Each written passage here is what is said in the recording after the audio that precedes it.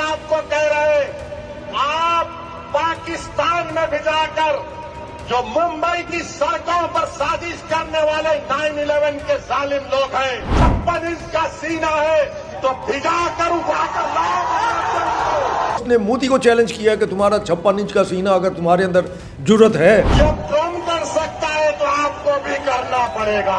पाकिस्तान जो है वेनेजुएला नहीं है, वो जुर्रत नहीं करेगा नरेंद्र मोदी। और अगर उसने इस तरह की जसारत की, पाकिस्तान के खिलाफ इस वक्त इंडिया में ये एहसास मौजूद है कि वो वहाँ मज़ीद 10 साल तक अब पाकिस्तान के खिलाफ किसी भी कार्रवाई करने की पोजीशन में नहीं है।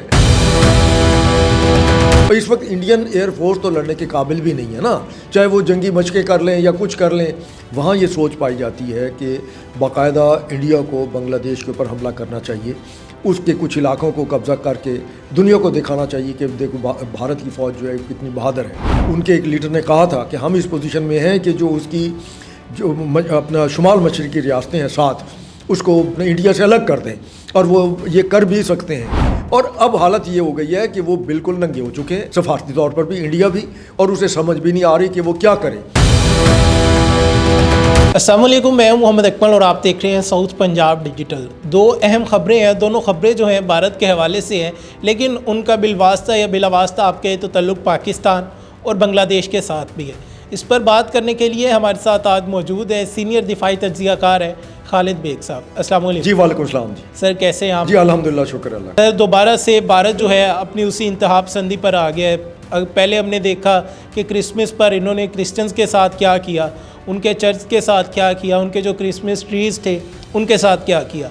अभी बांग्लादेश ने अपनी टीम जो T20 वर्ल्ड कप होने जा रहा था भारत में, वो भेजने से इनकार कर दिया है। अब क्या होने वाला है और बांग्लादेश ने इनकार क्यों किया है? देखिए, उसकी वजह ये है कि बांग्लादेश हो या कोई भी मुल्क हो, उसे सबसे पहले अपने खिलाड़ियों की हिफाजत दरकार होती है, और इसकी खेल के मैदान में दहशतगर्दी की बुनियाद रखने वाला भी यही इंडिया ही है। आपको याद होगा 2 मार्च 2009 था मेरे ख्याल, जिस वक्त श्रीलंका की क्रिकेट टीम जो है वो पाकिस्तान आई हुई थी, और उसके ऊपर दहशतगर्दी जो है उसका हमला हुआ। ये अल्लाह का शुक्र है कि उसमें कोई श्रीलंकन जो है उनका जानी नुकसान नहीं हुआ, और वो एक बस ड्राइवर जो था उस वक्त उसने बड़ी बहादुरी से जो है वो जब फायरिंग हुई तो वो खिलाड़ियों को लेकर वो वहाँ से उसको बस को निकाल कर ले गया। जिसके बाद फिर जो है इंडिया ने वावेला किया कि पाकिस्तान जो है उसके खेल के मैदान गैर महफूज हैं, और बुनियादी तौर पर उसकी वजह ये थी कि उस वक्त IPL जो है उसकी शुरुआत होने लगी थी, और वो इंडिया ये चाहता था कि पाकिस्तान को इस खेल से बाहर किया जाए। और उसके बाद क्या हुआ, पाकिस्तान के लिए एक खेल के मैदान भी जो है वो भी वीरान हो गए, और पाकिस्तान दुबई, UAE और शारजा में जाकर क्रिकेट के आलमी मुकाबले उनमें हिस्सा लेने पर मजबूर हो गया। ये इंडिया ही है जिसने खेल को भी अपनी गंदी सियासत और अपनी मजहबी इंतहा पसंदी की भीड़ चढ़ा दी है। बांग्लादेश, जिस तरीके से बांग्लादेश में इनकलाब आया है और वहाँ नौजवान जो हैं उन्होंने हसीना वाजिद का तख्ता उल्टा है और उसको निकाल बाहर किया, और उसने जाकर इंडिया में पनाह ली है, तो उसके बाद से बांग्लादेश के और इंडिया के बाहमी जो ताल्लुकात हैं वो कशीदा चले आ रहे हैं। तो उसमें हुआ क्या है, हुआ ये है कि बाकायदा इंडियन वो जो हिंदुत्व के वो जो पैरोकार हैं, गुंडे हैं, जिनके लिए ना कोई इंसानियत है, न जिनके लिए कोई आलमी अखलाकियात है, न हमसायगी और उसकी कोई सफारतकारी का उन्हें एहसास है, उन्होंने कहा कि अगर बांग्लादेश के खिलाड़ी यहाँ आए तो हम उन्हें नहीं छोड़ेंगे और उनको मारेंगे या उनके ऊपर तशद्दुद या जो भी है, उन्होंने उनको धमकियाँ दी हैं। तो साफ ज़ाहिर है उसके बाद जो है वो बांग्लादेश का जो क्रिकेट बोर्ड है वो कैसे अपने खिलाड़ियों की जान को रिस्क में डाले। उसमें फिर यह है कि बाकायदा एक जो IPL में वो जो एक बांग्लादेश का खिलाड़ी जो है बड़ा मारूफ जो है वो जिस वक्त खेल रहा था उसको IPL से निकाल बाहर किया गया। तो इन हालात में जो है वो बांग्लादेश जो है अपने खिलाड़ियों की जान को ख़तरे में नहीं डाल सकता, और उन्होंने कहा है कि जनाब हम श्रीलंका में खेलने को तैयार हैं। तो ये तो इंडिया का वो दोहरा मेयार है जो बज़ाहिर वो आलमी सतह पर अपने सेकुलर रियासत और उसका ड्रामा रचाता है, और अब अंदर खाने जो कुछ उसने, जैसे अभी आपने खुद फरमाया कि क्रिसमस पर जो कुछ किया उन्होंने पूरी दुनिया में एक्सपोज हो गया कि वो एक पुरअमन मुल्क है, या उसकी खेल और सनत या कोई भी और चीज़ जो है या फिल्मी सनत वो अपनी दहशतगर्दी और हिंदू इंतहा पसंद सोच से मावरा है। ऐसा तो नहीं है, बिल्कुल ही नहीं। सर इनके इसी इंतहा पसंद जो माइंड सेट है उसकी तरफ आते हैं। वो एक नाम नहाद लीडर बने हुए हैं इंडिया में मुसलमानों के अवैसी साहब। उनका एक बयान आता है कि जिस तरह ट्रंप ने किया है उसी तरह मोदी को चाहिए कि 9/11 के जो लोग हैं पाकिस्तान में जाए, 56 इंच का सीना है तो उस पर उठा लाए। जी, वो इस वक्त सोशल मीडिया पर वो वीडियो जो है ज़ेर गर्दिश है, अवैसी साहब जो है इनका ताल्लुक जो है वो हैदराबाद से है। मुझे अफसोस इस बात का है कि उन्होंने आज तक ऑपरेशन पोलो के ख़िलाफ़ कोई बात नहीं की। ऑपरेशन पोलो ये सितंबर 1948 में इंडिया ने बाकायदा फ़ौज दाखिल कर दी थी आज़ाद रियासत जो हैदराबाद दक्कन थी, और नेहरू की सरबराही में और नेहरू की इजाज़त से। और जुल्म और अफसोस इस बात का है कि वहाँ पर इन्होंने जिस तरीके से कत्ल गारतगरी की थी, तो वो इंडियन अपनी रिपोर्ट्स के मुताबिक जो है उसमें 2 से 2.5 लाख अफराद जो थे वो मारे गए थे, क्योंकि वो निज़ाम जो था वहाँ का जो हाकिम था उसने कोई बहुत बड़ी फ़ौज नहीं बना रखी थी, लेकिन माली और मुआशी तौर पर वो एक इंतहाई मुस्तहकम और जदीद रियासत थी उस वक्त भी। तो आप ये देखिए कि इसकी खबरें भी आलमी मीडिया ने उस वक्त छुपा लीं। ये भी एक बड़ा हैरान कुन है कि ये सारी डिटेल जो है ये ज़ाहिर हुई, साबित हुई और सामने आई BBC की तरफ से सितंबर 2013 में। और सितंबर 2013 में जिस वक्त ये डिटेल सामने आई और उसमें वो रिपोर्ट्स भी आई जिसमें बताया गया था कि हैदराबाद के अंदर उन्होंने इतनी कत्ल गारतगिरी की कि 1 महीने तक डेड बॉडीज़ उठाने वाला कोई नहीं था, उनकी तदफीन करने वाला कोई नहीं था, इतना खौफ और राज था। और उसी हैदराबाद से ताल्लुक़ रखने वाला ये अवैसी जो है, इसने पहली बार ये इस तरह की जो है रफ्तनी, जो कि वहाँ मुसलमानों के बैनुल मज़ाहिब उसका वो चेयरमैन भी है और उसे शर्म आनी चाहिए। और उसने मोदी को उसने अपनी तरफ से 2 काम किए। एक तो उसने हिंदुओं और उनका जो है उसमें अपनी लॉयल्टी शो करने की कोशिश की है, और दूसरा उसने मोदी को चैलेंज किया है कि तुम्हारा 56 इंच का सीना अगर तुम्हारे अंदर जुर्रत है तो जिन्होंने 9/11 किया था, या बेसिकली वो बताना चाह रहा था बम्बई वाला, कि वो बम्बई का 9/11 था, जो वहाँ पर वो एक अजमल कसाब नामी करेक्टर और उसके साथ जो है 56 आवर्स तक वो एक सारा ड्रामा चलता रहा था। तो उनके जो लश्कर तैयबा, जैश मोहम्मद उनके मराकज़ पर जाए, उनको उठा कर ले आए या उन्हें तबाह करे। तो उसे पता कि नरेंद्र मोदी में ये सत्तू नहीं है। नरेंद्र मोदी जो है उसने इस तरह की हरकत की थी। उसने जो बहावलपुर पर जो हमला जिस पृथ्वी और ब्रह्मोस मिसाइल फेंके थे, ये मई में, गुज़श्ता साल की मई में 6 और 7 तारीख की दरमियानी शब को, तो उसका अंजाम उसने भुगत लिया था नरेंद्र मोदी ने। और वो जो अटैक थे उसके, आप ये देखिए कि उसके बाद इंडिया की गिरावट जो है वो रुकने में नहीं आ रही। एक इमारत है जो दिन ब दिन ज़मीन बोझ होती चली जा रही है, और इंडिया आलमी सतह पर सफारती तौर पर भी तना नहीं हो चुका।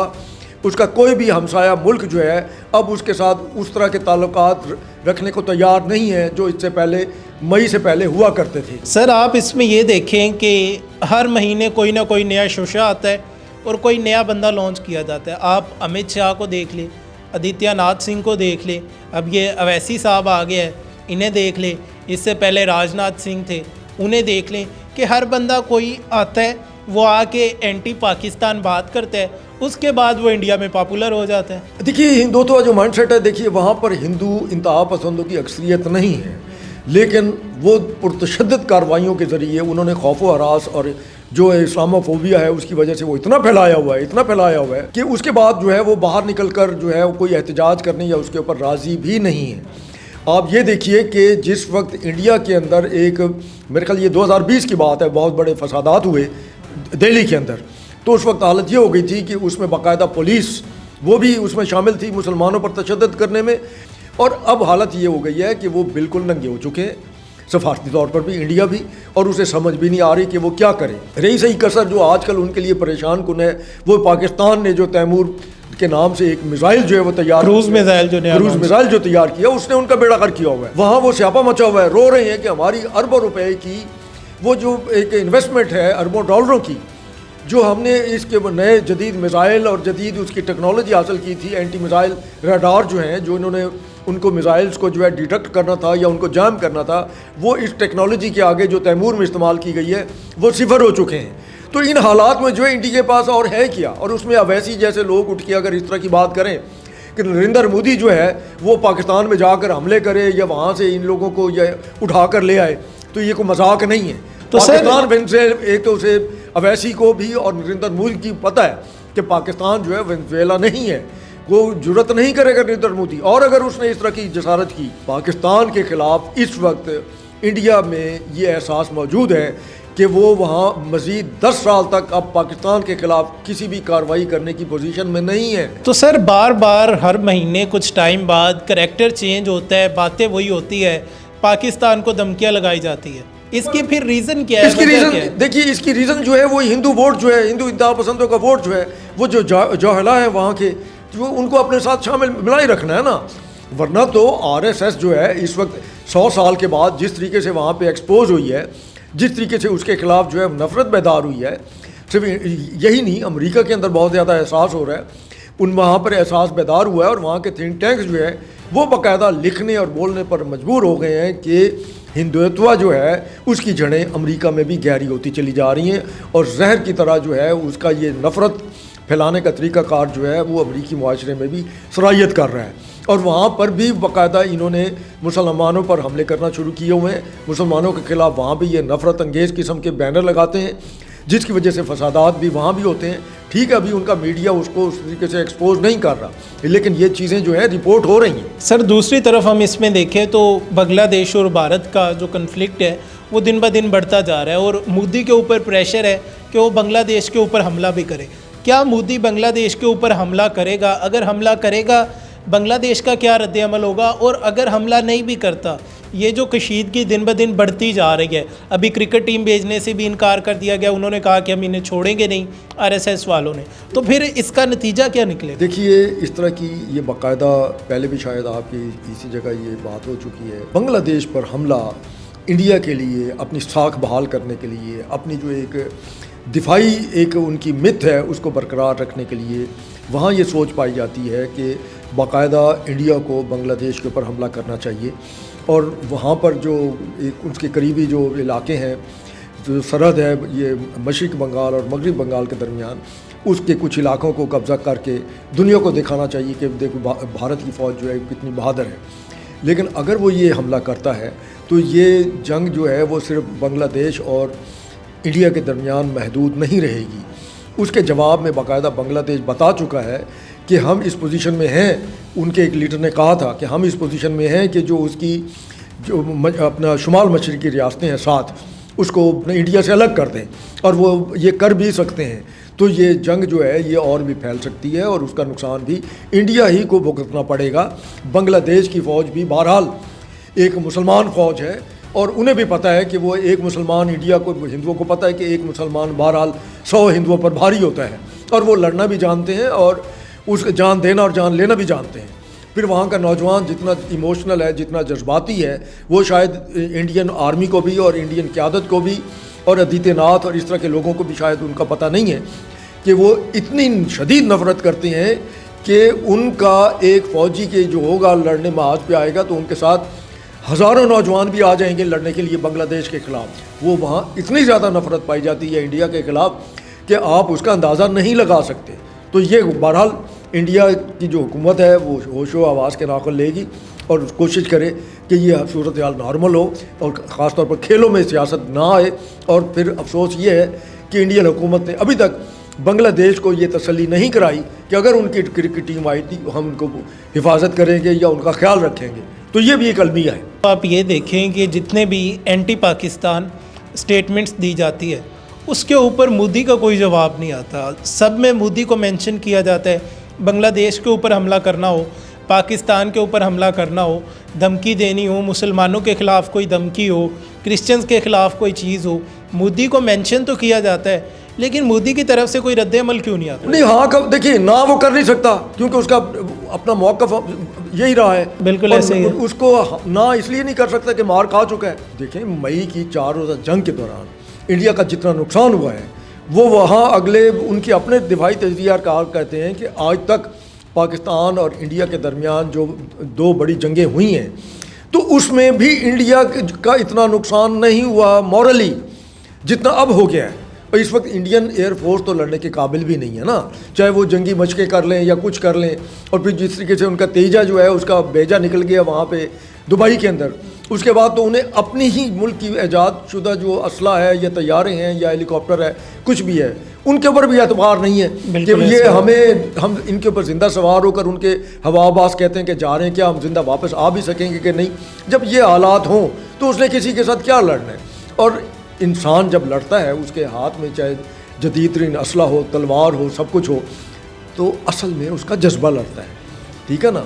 अगर उनका जज्बा ही जो है वो जीत के लिए वो ख़त्म हो चुका है, लड़ने के लिए वो ख़त्म हो चुका है, तो इंडिया ने किसी के साथ क्या लड़ना है और क्या उसने कोई जंग करनी है। खालिद बेग साहब, बहुत शुक्रिया, आप कीमती टाइम में से टाइम निकाल कर आए। नाज़रीन, आज की तमाम तर तफसीलात जो थी आपने जानी कि किस तरह से ये जो इंडिया में कुछ करैक्टर प्लांट किए जाते हैं आरएसएस की तरफ से, रॉ की तरफ से, ये सिर्फ़ और सिर्फ अपनी पॉपुलैरिटी के लिए ये करते हैं कि हिंदुत्व माइंडसेट को अगर वो प्रमोट करेंगे तो हिंदू इंतहा पसंद लोग जो वहाँ पर मौजूद हैं वो उन्हें पसंद करेंगे और उनके फॉलोअर्स बन जाएंगे। इस हवाले से मज़ीद जो अपडेट आएगी हम आपके साथ शेयर करेंगे। अपने मेज़बान मोहम्मद अकमल को दीजिए इजाज़त, अपना बहुत सारा ख्याल रखिएगा। अल्लाह निगहबान।